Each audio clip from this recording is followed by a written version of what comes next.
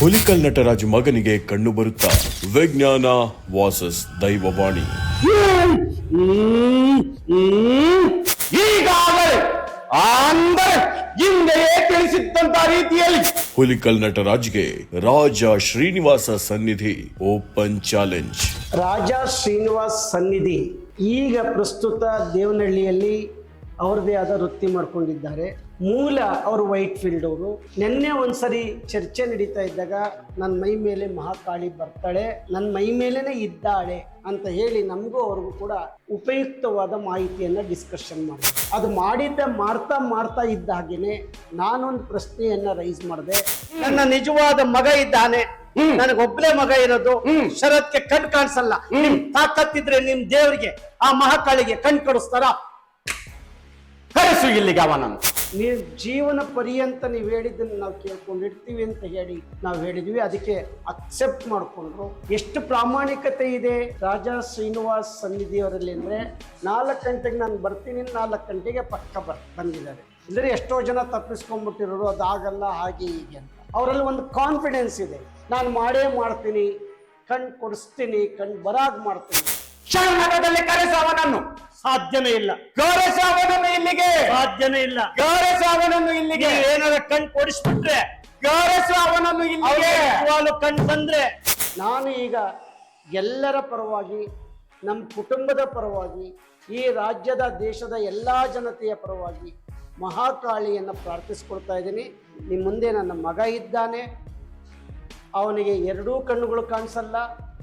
ಆ ಕಣ್ಣುಗಳನ್ನು ಬರ್ಸ್ಕೊಟ್ಬಿಟ್ರೆ ನಾವು ಪುಣ್ಯವಂತರು ಅಂತ ಹೇಳಿ ನಾನು ಅವ್ರನ್ನ ಮನವಿ ಮಾಡ್ಕೊಂಡಿದ್ದೀನಿ. ಯಾವುದೇ ರೀತಿಯ ಸವಾಲು ಹಾಕಿಲ್ಲ.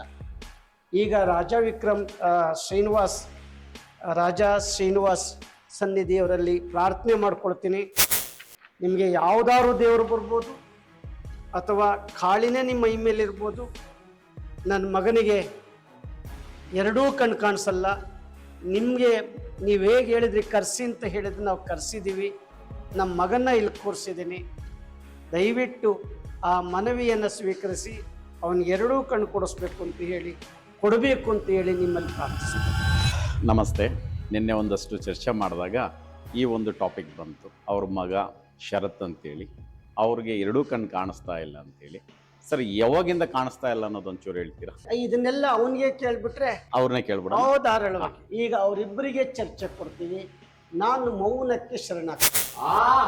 ಪರೀಕ್ಷೆ ಜಾರಿಗಿರುವುದಾ? ಪರೀಕ್ಷೆಗೆ ಜಾರಿಗಿರುವುದು ಈಗ ಬಾಲಕನ ದೇಹದಲ್ಲಿರುವ ತೊಂದರೆಗಳನ್ನು ಹೋಗಲಾಡಿಸಬೇಕಿರುವುದು. ತೊಂದರೆಗಳನ್ನು ತಿಳಿಸಿಯೇ ಹೋಗಲಾಡಿಸಲೇ ಅಥವಾ ತಿಳಿಸದೇ ಹೋಗಲಾಡಿಸಲೇ? ತಿಳಿಸಿ ಹೋಗಲಾಡಿಸಲೇ. ಮೊದಲು ತಿಳಿಸುವೆ, ನಂತರ ಹೋಗಲಾಡಿಸು. ತಿಳಿಯುತ್ತಲ್ಲವೇ? ತಿಳಿಯುತ್ತಲ್ಲವೇ? ಅಂದರೆ ಬಾಲಕನ ದೇಹದಲ್ಲಿರುವಂತಹ ತೊಂದರೆಗಳನ್ನು ಮೊದಲು ತಿಳಿಸುವೆ, ನಂತರ ಹೋಗಲಾಡಿಸುವ ಕಾರ್ಯವನ್ನು ಜರುಗಿಸು. ತಿಳಿಯಿತು? ತಿಳಿಯುತ್ತಲ್ಲವೇ?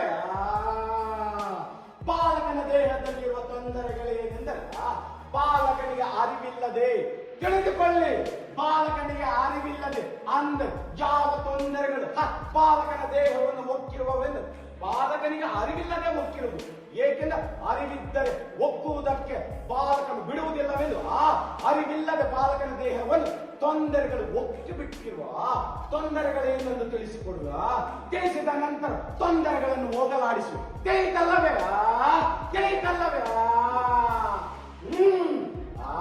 ಬಾಲಕನಿಗೆ ಅರಿವಿಲ್ಲದೆ ತೊಂದರೆಗಳು ಒಕ್ಕಿರುವವೆಂದು ತಿಳಿಸಿಕೊಟ್ಟಲ್ಲವೇ? ಯಾವ ರೀತಿಯ ತೊಂದರೆಗಳೆಂದರೆ ಬಾಲಕನ ಜನಕನಿರುವನಲ್ಲವೇ? ಬಾಲಕನ ಜನಕನು ಅಂದರೆ ತನ್ನ ಕಾರ್ಯಗಳನ್ನು ಜರುಗಿಸುವ ಸಮಯದಲ್ಲಿ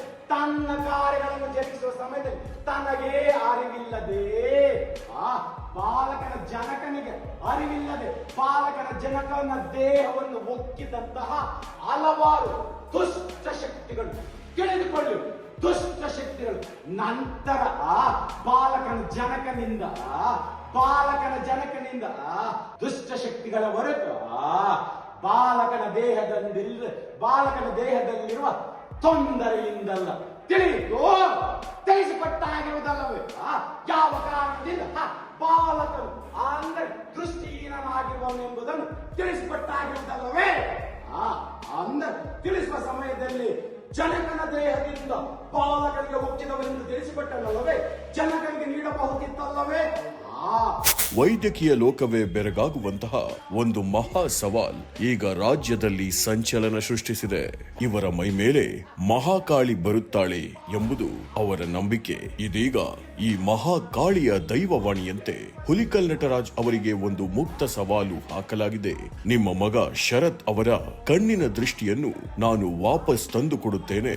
ಸರಿಯಾಗಿ 41 ದಿನಗಳಲ್ಲಿ, ಅಂದರೆ ಸೆಪ್ಟೆಂಬರ್ 10 ಒಳಗಾಗಿ ಮಗನಿಗೆ ಕಣ್ಣು ಕಾಣುತ್ತದೆ ಎಂದು ರಾಜ ಶ್ರೀನಿವಾಸ ಸನ್ನಿಧಿ ರಾಜಾರೋಷವಾಗಿ ಸವಾಲು ಹಾಕಿದ್ದಾರೆ. ಈ ಚಾಲೆಂಜ್ ಡಾಕ್ಟರ್ ಹುಲಿಕಲ್ ನಟರಾಜು ಕೂಡ ಸ್ವೀಕರಿಸಿದ್ದು ಮುಂದೇನು ಆಗುತ್ತದೆ ಎನ್ನುವ ಕುತೂಹಲ ಮನೆ ಮಾಡಿದೆ. ಜನಕನ ದೇಹವನ್ನು ಒಕ್ಕಿದ್ದು ನಂತರ ಏನು ಜರುಗಿತೆ ಅಂದ್ರೆ ಜನಕನಿಗೆ ನೀಡಿದರೆ ತಿಳಿದುಕೊಳ್ಳಿ, ಜನಕನಿಗೆ ನೀಡಿದರೆ ಜನಕನು ಮಾತ್ರವೇ ತೊಂದರೆಗಳನ್ನು ಅನುಭವಿಸುವುದು ಅಲ್ಲವೇ? ಪುತ್ರನಿಗೆ ನೀಡಿದರೆ ಪುತ್ರನು ಜನಕನು ಅಂದರೆ ಕುಟುಂಬದ ಮಂದಿ ಎಲ್ಲರೂ ಅನುಭವಿಸುವಂತಾಗುವುದಲ್ಲವೇ? ಆ ಕಾರಣದಿಂದ ಜನಕನಿಗೆ ನೀಡದೆ ಪುತ್ರನಿಗೆ ನೀಡಲು ಶುರು ಮಾಡಿದವು. ಏತಕ್ಕಾಗಿ ಅಂದ್ರೆ ಜನಕನಿಗೆ ನೀಡಿದ ಜನಕನೊಬ್ಬನೇ ಅನುಭವಿಸುವನು. ರಾಜ ಶ್ರೀನಿವಾಸ್ ಅವರು ಹೇಳಿದ ಮಾತುಗಳು ಎಲ್ಲರನ್ನೂ ನಿಬ್ಬೆರಗಾಗಿಸಿವೆ. ಅವರ ಪ್ರಕಾರ ಹುಲಿಕಲ್ ನಟರಾಜು ಅವರಿಗೆ ಮಾಡಿಸಲಾಗಿದ್ದ ದುಷ್ಟ ಶಕ್ತಿಗಳ ಪ್ರಯೋಗವು ನಟರಾಜ್ ಅವರು ಬಲಾಢ್ಯರಾಗಿದ್ದ ಕಾರಣ ಅವರ ಮೇಲೆ ಪರಿಣಾಮ ಬೀರಲಿಲ್ಲ. ಬದಲಾಗಿ ಇಡೀ ಕುಟುಂಬವನ್ನು ನರಳಿಸಬೇಕೆಂಬ ಉದ್ದೇಶದಿಂದ ಆ ದುಷ್ಟ ಶಕ್ತಿಯು ಅವರ ಮಗನ ಮೇಲೆ ಪರಿಣಾಮ ಬೀರಿದೆ ಎನ್ನಲಾಗಿದೆ. ನಂತರ ಬಾಲಕನ ಅಂದರೆ ಬಾಲಕನ ಜನಕನ ದೇಹದಿಂದ ಕೂಡಲೇ ದುಷ್ಟ ಶಕ್ತಿಗಳು ಅಂದರೆ ಬಾಲಕನ ದೇಹವನ್ನು ಒಕ್ಕಲು ತಡ ಮಾಡದೆ ಒಕ್ಕಿ ಬಿಟ್ಟವು. ಯಾವ ರೀತಿಯಾಗಿ ಒಕ್ಕಿತೆಂದ್ರ ತಿಳಿದುಕೊಳ್ಳಿ. ಯಾವ ರೀತಿಯಾಗಿ ಒಕ್ಕಿತೆಂದ್ರ ಬಾಲಕನ ಜನಕನ ಅಂದ್ರೆ ಜನಕನೇ ಅಲ್ಲವೇ? ಜನಕನಾದ್ದರಿಂದ ಬಾಲಕನು ಜನಕನೊಂದಿಗೆ ಅಂದ ಒಂದು ರೀತಿಯ ಒಡನಾಟ ಇರುವುದಲ್ಲವೇ? ಒಡನಾಟ ಇರುವ ಕಾರಣ ಜನಕನಿಂದ ಬಾಲಕನಿಗೆ ಕೂಡಲೇ ತೊಂದರೆಗಳೆಲ್ಲವೂ ಬಾಲಕನ ದೇಹವನ್ನು ಒಕ್ಕುವಂತಾಯಿತು. ಬಾಲಕನು ಅಂದರೆ ನೋಡುವುದನ್ನೇ ನಿಲ್ಲಿಸಿ ಬಿಟ್ಟಿರುವ ದುಷ್ಟ ಶಕ್ತಿಗಳನ್ನು ಅಂದರೆ ಇಲ್ಲಿರುವ ದುಷ್ಟ ಶಕ್ತಿಗಳನ್ನು ಹಸ್ತಕ್ಕೆ ಧರಿಸಬಾರದಿತ್ತು. ಆ ಕಾರಣದಿಂದ ಇಲ್ಲೇ ಇರಿಸಿರುವ ಈಗ ದುಷ್ಟ ಶಕ್ತಿಗಳನ್ನು ಕೂಡಲೇ ನಾಶಪಡಿಸಬೇಕಾಗಿರುವುದು. ಇಲ್ಲದಿದ್ದರೆ ಇಲ್ಲಿರುವ ದುಷ್ಟ ಶಕ್ತಿಗಳು ಮತ್ತೊಂದು ದೇಹವನ್ನು ಒಕ್ಕಿ ಬಿಡುವವು. ಆದರೆ ಮಹಾಕಾಳಿಯಾದ ನಾನು ಇಲ್ಲಿರುವ ಸಮಯದಲ್ಲಿ ಮತ್ತೊಂದು ದೇಹವನ್ನು ಒಕ್ಕುವುದಕ್ಕೆ ಸಾಧ್ಯವಾಗದ ರೀತಿಯಲ್ಲಿ ದುಷ್ಟ ಶಕ್ತಿಗಳನ್ನು ಇರಿಸಿರು. ತಿಳಿಯಿತು. ಬಾಲಕನ ಜನಕವನ್ನು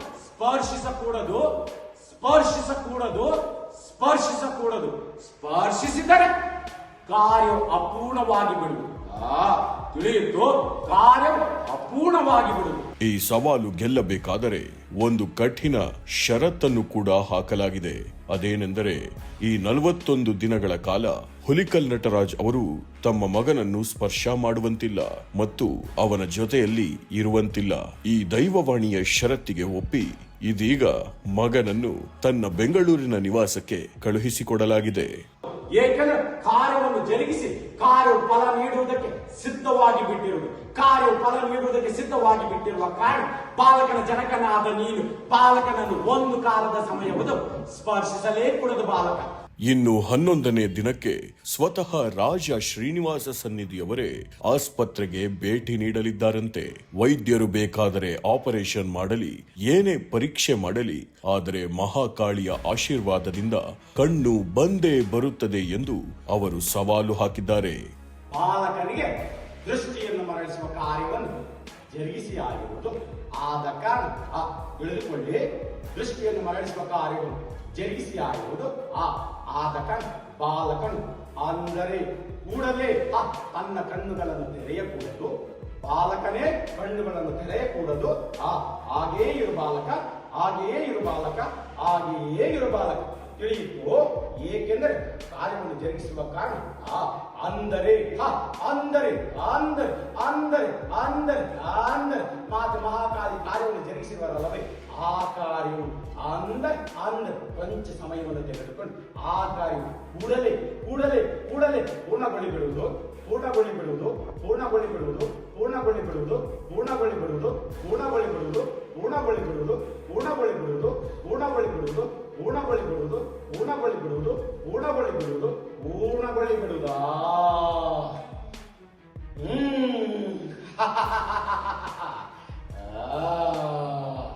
ಕಾರ್ಯವು ಕಾರ್ಯವು ತಿಳಿದುಕೊಳ್ಳಿ ಬಾಲಕನ ಜನಕನೇ, ತಿಳಿದುಕೋ ನಿನ್ನ ಪುತ್ರನು ದೃಷ್ಟಿಯನ್ನು ಮರಳಿ ಪಡೆಯುವಂತಾಗಿರುವನು ಮರಳಿ ಪಡೆಯುವಂತಾಗಿರುವನು ಮರಳಿ ಪಡೆಯುವಂತಾಗಿರುವನು ಮರಳಿ ಪಡೆಯುವಂತಾಗಿರುವನು ಮರಳಿ ಪಡೆಯುವಂತಾಗಿರುವನು.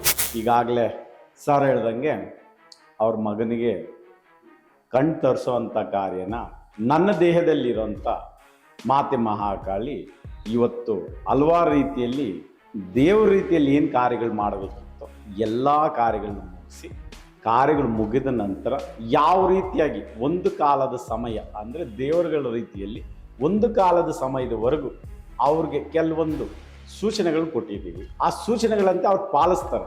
ಯಾಕಂದ್ರೆ ಮಗನ ಕಣ್ಣು ಬರುತ್ತೆ ಅಂದಾಗ ಸೂಚನೆಗಳು ದೊಡ್ಡದಲ್ಲ. ಸೂಚನೆಗಳು ಪಾಲಿಸಿದ ನಂತರ ಖಂಡಿತವಾಗಿ ಅವ್ರ ಮಗನಿಗೆ ಕಣ್ಣು ಬರುತ್ತೆ.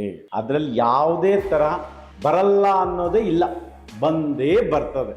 ಆ ಕಾರ್ಯ ಆದಷ್ಟು ಬೇಗ ಅಂದರೆ ಒಂದು ಕಾಲದ ಸಮಯದ ಮುಗಿದ ನಂತರ ಬೇಗ ನಡೀಲಿ ಅನ್ನೋದೇ ನಾನು ಇವತ್ತು ಅವ್ರು ಕೊಡ್ತಾ ಇರೋಂಥ ಭರವಸೆ. ನಾನು ರಾಜಾ ಶ್ರೀನಿವಾಸ ಸನ್ನಿಧಿ ನನ್ನ ದೇಹದಲ್ಲಿರುವಂಥ ಮಾತೆ ಮಹಾಕಾಳಿ ಅವ್ರು ಕೊಟ್ಟಿರೋಂಥ ಮಾತು ಅದು ಜರುಗುತ್ತೆ. ಸೈನ್ಸ್ ಅಂದ್ರಲ್ಲ, ಸೈನ್ಸ್ ಹಿಂದೆ ಇರೋದು ಕೂಡ ದೈವಶಕ್ತಿ ಅನ್ನೋದನ್ನ ನಾ ಪ್ರೂವ್ ಮಾಡ್ತೀನಿ. ಪ್ರೂವ್ ಮಾಡಿದ ನಂತರ ಅವರು ಅವತ್ತು ಸಾರ್ವಜನಿಕರ ಮುಂದೆ ಏನು ಹೇಳ್ತಾರೆ ಅನ್ನೋದನ್ನ ಅವತ್ತು ನಾನು ಆ ದಿನಕ್ಕೋಸ್ಕರ ಕಾಯ್ತಾ ಇದ್ದೀನಿ. ಸ್ನೇಹಿತರೆ, ನನ್ನ ಈ ಜರ್ನಿಯಲ್ಲಿ, ವಿಜ್ಞಾನದ ಜರ್ನಿಯಲ್ಲಿ ಸಾಕಷ್ಟು ಚಾಲೆಂಜ್ಗಳು, ಸಾಕಷ್ಟು ನೋವುಗಳು ಎಲ್ಲವೂ ಬಂದವು. ಎಷ್ಟೋ ದೇವರುಗಳು, ಮೈ ಮೇಲೆ ಬರುವಂಥ ದೇವರುಗಳು ನಿಮ್ಮ ಮಗನಿಗೆ ಕಣ್ಣು ಕೊಟ್ಟೇ ಕೊಡ್ತೀನಿ ಅಂತ ಹೇಳಿ 100 ಕಡೆ ಕರೆದಿದ್ರು. ಹೋಗಿದ್ದೀನಿ, ಎಲ್ಲರನ್ನೂ ಪರೀಕ್ಷೆ ಮಾಡ್ಕೊಂಡ್ ಬಂದಿದ್ದೀನಿ. ಕೊನೆಗೆ ವಿಜ್ಞಾನವೇ ಸತ್ಯ ಅಂತ ಹೇಳಿ ತಿಳ್ಕೊಂಡು ಸುಮ್ಮನಾಗಿದ್ದಾಗ ನಮ್ಮ ಅರವಿಂದ್ರವರು ಮಾನ್ಯ ಶ್ರೀನಿವಾಸ ರಾಜ ಸನ್ನಿಧಿಯವ್ರನ್ನ ಕರೆದು, ಇಲ್ಲ ಅವರು ಕೊಟ್ಟೇ ಕೊಡ್ತಾರಂತೆ, ಹಾಗೇ ಆಗತ್ತೆ ಅಂತ ಹೇಳಿದ್ರು.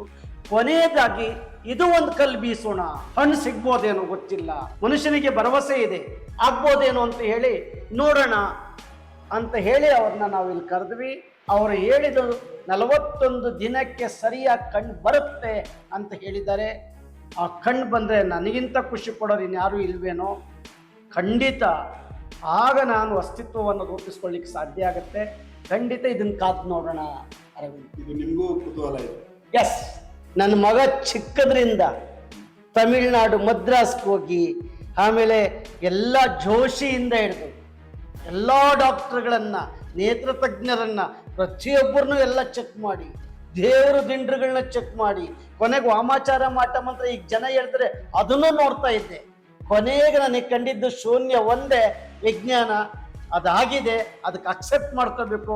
ಇವೆಲ್ಲ ನಮಗೆ, ನಮ್ಮಂಥವ್ರಿಗೆ ಅನೇಕ ತೊಂದರೆಗಳನ್ನು ಕೊಟ್ಟು, ಇವೆಲ್ಲವನ್ನೂ ಕೂಡ ನೀನು ಹಾಗೆ ಹೇಳ್ತೀಯ, ಈಗ ಹೇಳ್ತೀಯ, ಅದಕ್ಕೆ ನಿನ್ನ ಮಗನಿಗೆ ಕಣ್ಣು ಕಿತ್ಕೊಂಡಿರೋದು, ಅದಕ್ಕೆ ನಿನ್ನ ಮಗನಿಗೆ ಹಂಗಾಗಿರೋದು ಅಂತ ಏನೆಲ್ಲ ಮಾಡಿದ್ರು, ಎಲ್ಲ ಅವಮಾನಗಳು, ಎಲ್ಲ ನಾನ್ ಬೇಲೆಬಲ್ಲು, ಎಲ್ಲ ತೊಂದರೆಗಳು, ಹೊಡೆದಾಟಗಳನ್ನೆಲ್ಲವನ್ನು ದೈಹಿಕವಾಗಿಗಿಂತ ಮಾನಸಿಕವಾಗಿ ಹೆಚ್ಚು ನೋವು ತಿಂದಿದ್ದೀನಿ. ಈ ನೋವಿನಲ್ಲೂ ಕೂಡ ಇವತ್ತು ನನಗೆ ತುಂಬ ಸಂತೋಷ ಆಗ್ತಾ ಇದೆ. ಖಂಡಿತ ಈ 41 ದಿವಸ ನಾನು ನಿದ್ದೆ ಮಾಡ್ತೀನಿ ಏನೋ ಗೊತ್ತಿಲ್ಲ. ಯಾಕೆ 41 ದಿವಸ ಬರ್ಲಿ ಅಂತ ಕಾಯ್ತಾ ಇರ್ತೀನಿ. ನಂತರ ಎಷ್ಟೋ ಜನ ಇರ್ಬೋದು. ವಿಜ್ಞಾನಕ್ಕೆ ಸವಾಲಾಗಿ ನಾನೇ ಹೇಳ್ತೀನಿ, ಇದೊಂದು ವಿಜ್ಞಾನಕ್ಕೆ ಸವಾಲು ಅಂತ. ದೈವಿ ಶಕ್ತಿಗಿಂತ ವಿಜ್ಞಾನ ಸೋಲುತ್ತಾ, ವಿಜ್ಞಾನಕ್ಕಿಂತ ದೈವಿ ಶಕ್ತಿ ಗೆಲ್ಲುತ್ತಾ ಸೋಲುತ್ತಾ ಅನ್ನೋದು ಇಲ್ಲಿ ಒಂದು ಚಾಲೆಂಜ್ ಆಗಿದೆ. ಇಲ್ಲಿ ಎರಡನೇದು ನಾವು ಹೇಳುವಂಥದ್ದು, ಈ ನನ್ನ ಪ್ರಕಾರ ದೈವ ವಾಣಿ ನುಡಿದಿದೆ ಅಂತ ಅನ್ನೋದಾದ್ರೆ, ನಿಜವಾಗ್ಲು ನುಡಿದಿದ್ರೆ ಅದನ್ನು ದೈವವಾಣಿಯಾಗಿ ಸ್ವೀಕರಿಸಿ 41 ದಿನದ ನಂತರ ನಾನು ಪರೀಕ್ಷೆ ಮಾಡಲ್ಲ, ನನ್ನ ಮಗನಿಗೆ ಕಣ್ಣು ಬರಬೇಕು. ಇದರಲ್ಲಿ ಅವ್ರು ಏನು ಕೂಡ ಹೇಳಿದ್ದಾರೆ ಅದನ್ನ ಚಾಚು ತಪ್ಪಂಗೆ ನೀವು ಕೂಡ ಈ ಕ್ಷಣನೇ ನಿಮ್ಮ ಮುಂದೆನೆ ನಾವು ತಪ್ಪು ಮಾಡಬಾರ್ದು ಅಂತ ನಮ್ಮ ಹುಡುಗನಿಗೆ ಬೆಂಗಳೂರಿಗೆ ಕಳಿಸ್ತೀವಿ. ಸ್ಪೆಷಲಿ ನಿಮ್ಮ ಜೀವನದಲ್ಲಿ ಆಗಿರೋ ಈ ಒಂದಷ್ಟು ಕೆಲವು ಘಟನೆಗಳು ಮತ್ತೆ ನೀವು ಕೆಲವು ಕಡೆ ಹೋಗಿ ಬಂದು ಆ ಪ್ರಯತ್ನಗಳು ಪಟ್ಟಿದ್ದೀರಲ್ಲ, ಅದೆಲ್ಲ ಆಗಿರೋ ಫೇಲ್ಯೂರ್ಗಳು ಮತ್ತೆ ಇದೆಲ್ಲ ನೋಡಿ ಆದ್ಮೇಲೆ ಎಲ್ಲೂ ನಿಮಗೆ ಸಕ್ಸಸ್ ಕಂಡಿಲ್ಲ, ಎಲ್ಲೂ ಸತ್ಯ ಕಂಡಿಲ್ಲ. ಹಾಗಾಗಿ ನೀವು ಈ ಫೀಲ್ಡ್ ಇದೆಲ್ಲ ಗೂಟಾಟಿಕೆ, ಇದರಲ್ಲಿ ಮೋಸ ಐತೆ, ಯಾಕಂದ್ರೆ ನಿಮ್ಗೆ ಆಗಿರೋ ಅನುಭವನ ನೀವು ಹೆಚ್ಚಾಗಿ ತಗೊಂಡು ಸೊ ಅದಕ್ಕೋಸ್ಕರನೇ ಈ ತರದ್ದು ಒಂದಷ್ಟು ನಿಮ್ಮ ಜೀವನ ಬದಲಾಯಿಸ್ಕೊಂಡ್ರೆ. ಯಾಕೆಂದ್ರೆ ಜನ ಎಲ್ಲರೂ ಹೇಳ್ತಾರೆ, ಎಲ್ಲ ಮಾಧ್ಯಮದಲ್ಲಿ ಕೇಳಿದ್ದೀನಿ, ನಮ್ಗೆ ಯಾವ ಮಾಧ್ಯಮ ಅಂತಲೂ ಹೇಳಕ್ಕೆ ಇಲ್ಲ, ಎಲ್ಲ ಮಾಧ್ಯಮದಲ್ಲಿ, ಎಲ್ಲ ಪತ್ರಿಕಾ ಮಾಧ್ಯಮದಲ್ಲೂ ಪ್ರತಿಯೊಬ್ಬರು ಕೂಡ ಹೇಳ್ತಾರೆ. ಅವರೆಲ್ಲ ಹೇಳ್ತಾ ಇದ್ರು, ಏನಲ್ಲ ಇವನ್ ದೇವ್ರ ನಂಬಲ್ಲ ಅದಕ್ಕೆ ಹಿಂಗಾಗಿದೆ, ಅದ್ ನಂಬಲ್ಲ ಅದಕ್ಕೆ ಹಿಂಗ, ಎಲ್ಲವನ್ನು ನಂಬಿದ್ನಲ್ಲ, ಎಲ್ಲ ನಂಬಿ ಸೋತು ಸುಣ್ಣಾಗಿ ಇದೆಲ್ಲ ಬೂಟಾಡಿಕೆ. ಯಾವ ಮನುಷ್ಯನ ಮೈ ಮೇಲೆ ದೇವರು ಬರಲ್ಲ, ಯಾವ ಮನುಷ್ಯನ ದೇವರು ಏನು ಮಾಡೋಕ್ಕಾಗಲ್ಲ. ನಮ್ಮ ಮನ್ಸೆ, ನಮ್ಮ ಸೈನ್ಸೆ, ನಮ್ಮ ವೈದ್ಯಕೀಯ ಏನೇ ಅಂತ ಹೇಳಿ ಶತಾಯಗತಾಯ ಹೋರಾಟ ಮಾಡ್ಕೊಂಡ್ಬಂದು ಇವೆಲ್ಲ ಮಾಡ್ಕೊಂಡ್ ಬರ್ತಾ ಇದ್ದೀನಿ. ಇವೆಲ್ಲವೂ ಕೂಡ ನಾವು ಮಾಡಿಕೊಂಡ ಸಮಾಧಾನದ ಸರ್ಕುಗಳು. ಎಲ್ಲ ಪವಾಡ ಮಾಡ್ತೀನಿ, ಮಿರಾಕಲ್ ಮಾಡ್ತೀನಿ. ಎಷ್ಟೋ ಜನಕ್ಕೆ ಟಿವಿನಲ್ಲಿ ಕೂತ್ಕೊಂಡು ಸ್ವಾಮೀಜಿಗಳಿಗೆ ಪವಾಡ ಪುರುಷರಿಗೆ ನೇರವಾಗಿ ಸವಾಲು ಹಾಕಿ ನನ್ನ ಮಗನಿಗೆ ಕಣ್ ತರಿಸ್ತೀವಿ ಸಾಕು. ಎಲ್ಲ ನಿಮಗೆ ರುದ್ರಾಕ್ಷಿ ಕೊಡ್ತೀರಿ, ವಿಭೂತಿ ಕೊಡ್ತೀರಿ, ಇನ್ನೇನೋ ಚಿನ್ನ ಸರ ಕೊಡ್ತೀರಿ, ನಮ್ಮ ಮಗನಿಗೆ ಕೊಂಡ್ಕೊಡಿ ಅಂತ ಎಷ್ಟೋ ಜನಕ್ಕೆ ಎಲ್ಲ ರೀತಿ ಸವಾಲು ಹಾಕಿ ಸೋತು ಸುಣ್ಣ ಆಗಿ ಕೊನೆ ಒಂದು ಅಸ್ತ್ರ ಇದು. ನನಗೆ ನಂಬಿಕೆ ದೇವರನ್ನೋದು ಅವರವರ ನಂಬಿಕೆ, ಅವರವರ ಭಾವನೆ, ಅವ್ರದ್ದು ಖಾಸಗಿ ವಿಚಾರ. ಆದರೆ ನನ್ನ ಪ್ರಕಾರ ಇದು ಯಾವುದು ಕೂಡ ಇಲ್ಲ. ನಮ್ಮ ಮನಸ್ಸು ನಿರ್ಧಾರ ತಗೋಬೇಕು ಅಂತ ತೀರ್ಮಾನ ಮಾಡಿಕೊಂಡು ಎಲ್ಲ ನೋವುಗಳನ್ನ ಪ್ರತಿಯೊಂದು ತಡ್ಕೊಂಡೇ ಬಂದಿದ್ದೀನಿ. ಈಗ ಒಂದು ಆಶಾಭಾವನೆ, ನಿನ್ನೆಯಿಂದ ನೀವು ಕರೆದ ಇದಕ್ಕೆ ಅದು 41 ದಿವಸ ಖಂಡಿತ ನೋಡ್ತೇನೆ. ನಾನೀಗ ಇದೇ ವೇದಿಕೆಯ ಮುಂಭಾಗ ನಾನು ರಾಜಾ ಶ್ರೀನಿವಾಸ್ ಸನ್ನಿಧಿ ಅವರಿಗೆ ನಿಜವಾಗ್ಲೂ ಈ 41 ದಿವಸ ಈ ಬಕಬಕ್ಷಿ ಕಾಯ್ತಾ ಇದ್ರು ಅಂತ ಕಾದು, ಆಮೇಲೆ ಅವ್ರನ್ನೇ ಬೇಕಾದ್ರೆ ಕರ್ಕೊಂಡೋಗಿ ನೇತ್ರ ವೈದ್ಯರ ಹತ್ರ ತೋರಿಸಿ, ಆಮೇಲೆ ಎಲ್ಲ ವ್ಯವಸ್ಥೆ ಮಾಡಿ ಇದೇ ವೇದಿಕೆಯಲ್ಲಿ ಕುತ್ಕೊಂಡು ಇಷ್ಟು ಜನ ಸಾರ್ವಜನಿಕರ ಮುಂಭಾಗ ಅವ್ರ ಪಾದಕ್ಕೆ ನಮಸ್ಕಾರ ಮಾಡಿ. ಈಗಲೂ ಹೇಳ್ತೀನಿ, ಇವ್ರು ಹೇಳ್ದಂಗೆ ವೈದ್ಯಕೀಯ ಶಕ್ತಿನೂ ಮಾಡ್ಬೋದು, ಇನ್ನ ಸೈನ್ಸೇ ಮಾಡ್ಬೋದು. 41 ದಿವಸದ ನಂತರ 10 ದಿವಸ 5 ಟೈಮ್ ಕೊಟ್ಟಿದ್ದೀವಿ. ಇವ್ರೇನು ಹೇಳ್ತಾರೆ ಆ ಶಕ್ತಿಗೆಲ್ಲ ಮರೆ ಹೋಗ್ತೀವಿ. ಅವ್ರೊಂದು ಮಾತು ಹೇಳಿದ್ರು, ನಾನೇ ದುಡ್ಡು ಕೊಡ್ತೀನಿ ಅಂತ. ಬೇಡ, ನನಗೆ ಆ ಶಕ್ತಿ ಇದೆ. ಯಾಕೆಂದರೆ ನಾನು ಪುಸ್ತಕಗಳನ್ನ ಬರೆದು ಪುಸ್ತಕದಿಂದ ನಾನು ಒಂದಿಷ್ಟು ನನ್ನ ಪೆನ್ಷನ್ ಬರುತ್ತೆ, ಎಲ್ಲ ಇದೆ, ನಾನೇ ಮಾಡ್ತೀನಿ. ನನ್ನ ಮಗನಿಗೆ ನಾನು ಖರ್ಚು ಮಾಡ್ಕೊಳ್ಳೋದು, ಆದರೆ ನಾನು ಮಾಡೋದು ಬೇಡ, ನನ್ನ ಮಗನೇ ಮಾಡ್ತಾನೆ. ಅವನು SBI ಮ್ಯಾನೇಜರ್ ಇದ್ದಾನೆ.